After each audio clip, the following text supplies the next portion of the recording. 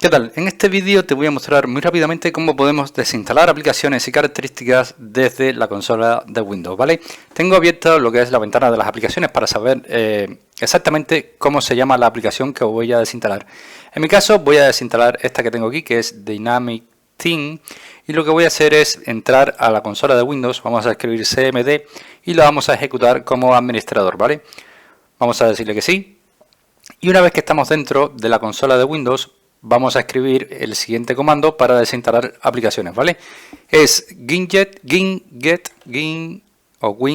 ¿vale? Espacio, uninstall,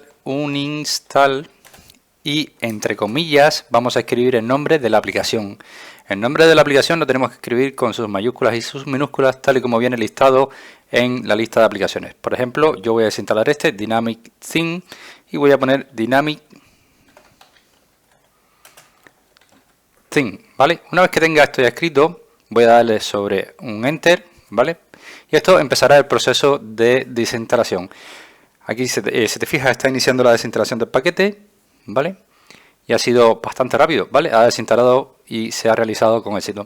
Así que nada, de esta manera es como podemos desinstalar aplicaciones y características desde la consola de Windows, ¿vale? La línea de comando te la voy a dejar en la descripción del vídeo para que, bueno, lo tengas mucho más fácil a la hora de, poner este código, ¿vale? Así que nada, espero que este vídeo te haya gustado, te haya ayudado. Y si es así, como siempre te digo, te invito a que me dejes tu like, suscríbete a nuestro canal y por supuesto nos vemos en un siguiente vídeo.